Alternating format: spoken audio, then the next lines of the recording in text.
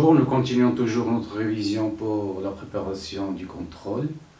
Cette fois, on va attaquer la partie chimie et on va commencer par la tétravalence du carbone en chimie organique. Bon, on a dit que la chimie organique, c'est la chimie qui va s'intéresser aux composés du carbone essentiellement.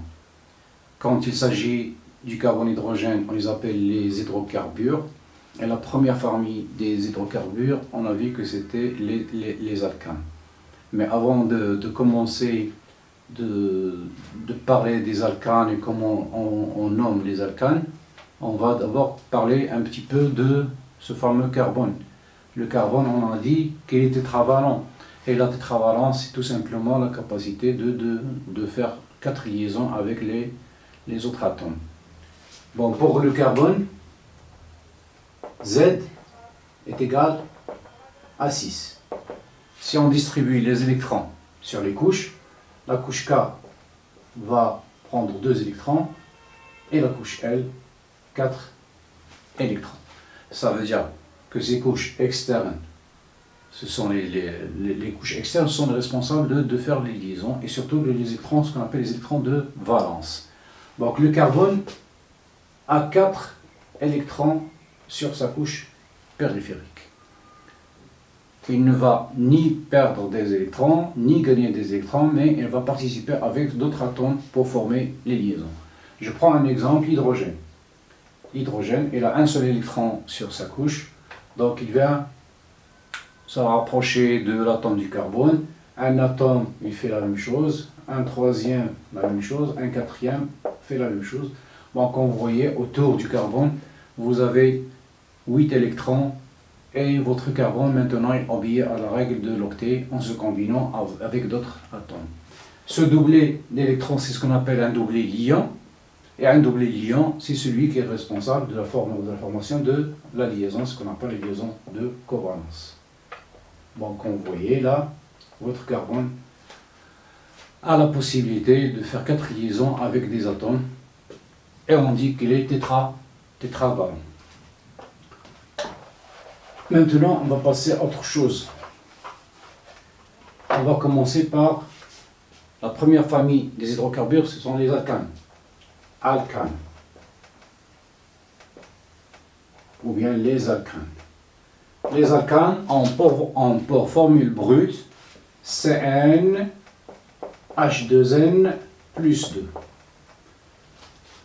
On commence par donner les 6 premiers pour se familiariser avec les noms et ensuite les utiliser pour nommer des alcanes plus complexes. Bon, pour n égale à 1, vous aurez votre premier alcane qui est le CH4 qu'on appelle le méthane. Pour n égale à 2, ça vous donne C2H6, éthane. N égale à 3, C3H8, ça vous donne le propane. N égale à 4, C4H10, ça donne le butane. Et pour N égale à 5, ça vous donne C5H12, pentane. Pour N égale à 6, C6H14, ça vous donne hexane. Bon, c'est pas la peine de continuer. Bon, après vous avez le heptane, ensuite l'octane, nonane, décane. Ce qu'il faut retenir de ça, c'est que vous avez une lettre grecque qui est méta, éta, propa, et que vous avez un suffixe qui est le -ane. Ça se termine par -ane, pour savoir qu'il s'agit de la famille des alcanes.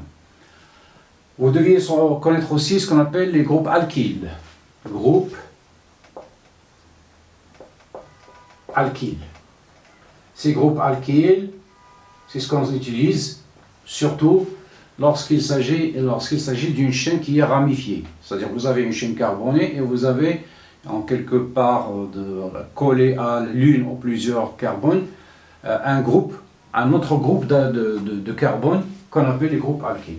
Bon, ce sont des groupes qui dérivent tout simplement de la première famille des alcanes. Par exemple, si je veux prendre le premier alkyle qui est le CH3-, bon, comme vous voyez là, comme si on a enlevé un hydrogène et à la place on a mis la liaison. Pourquoi cette liaison? Pour pouvoir le mettre en liaison avec un atome de carbone de la chaîne principale, ou bien de le coller tout simplement. Donc c'est une racine. Groupe d'alkyle qu'on appelle tout simplement le méthyle.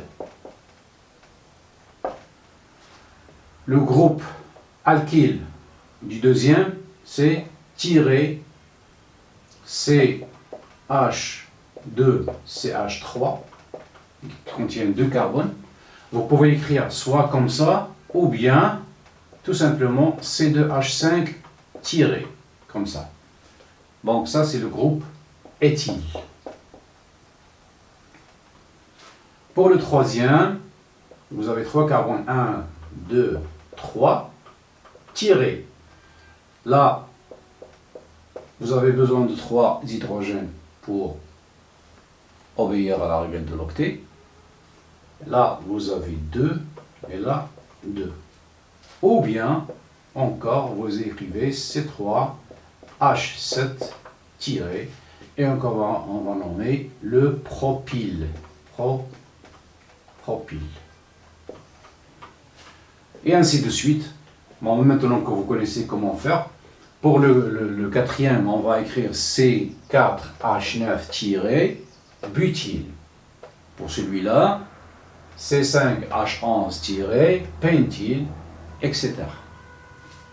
Bon, maintenant, on va passer à autre chose. Les formes d'écriture des alcanes. Comment est-ce qu'on écrit nos alcanes? Je prends un exemple. Je prends par exemple C5H12. Ça, c'est le pentane. Pentane.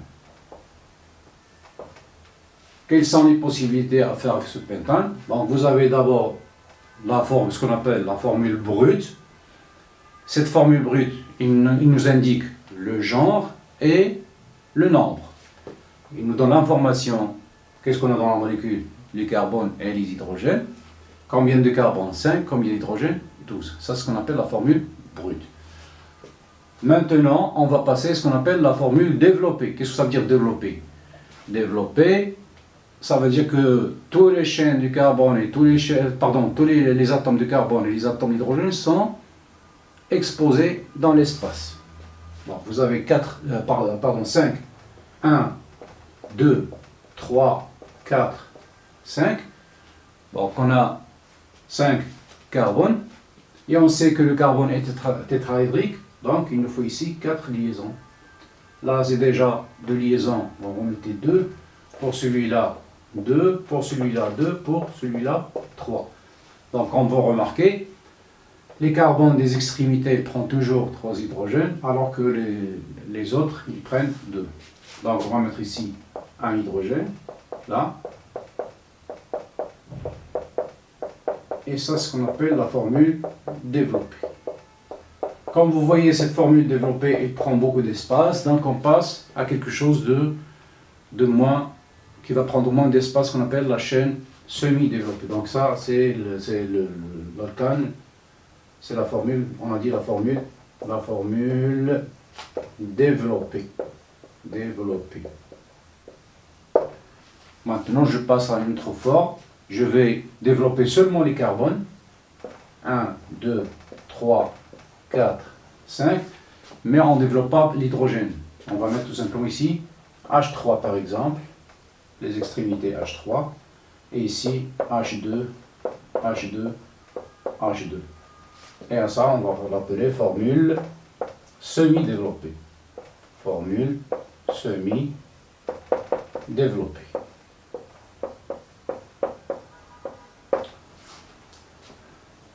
Est-ce qu'il existe seulement ces deux formes d'écriture? Non, il existe aussi ce qu'on appelle l'écriture topologique. Écriture topologique. C'est une façon d'écrire vos composés organiques sans faire intervenir ni carbone ni hydrogène, lorsqu'il s'agit des hydrocarbures. Mais lorsqu'il s'agit d'autre chose, l'écriture, ça va être un peu différente. Bon, en restant toujours dans les hydrocarbures, c'est-à-dire il n'y a que les carbones et hydrogènes. Dans ce cas, il ne va figurer ni carbone ni hydrogène dans notre écriture. Bon, pour celui-là, par exemple, nous avons 5 carbones, donc on va mettre 4 traits, ou bien 4 tirés. 1, 2, 3, 4. Tout se passe comme si vous avez ça, c'est votre premier carbone, ça c'est le deuxième, le troisième, quatrième et cinquième.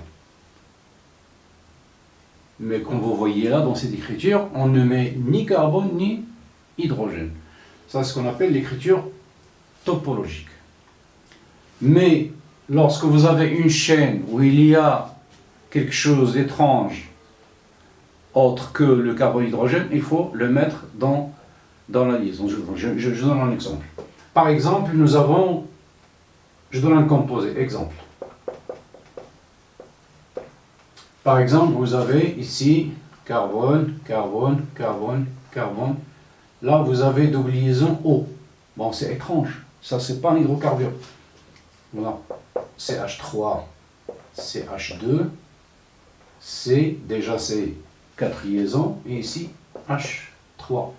Bon, si je veux écrire l'écriture topologique de celui-là, je regarde la chaîne, 1, 2, 3, 4, donc 3 tirés, 1, 2, 3.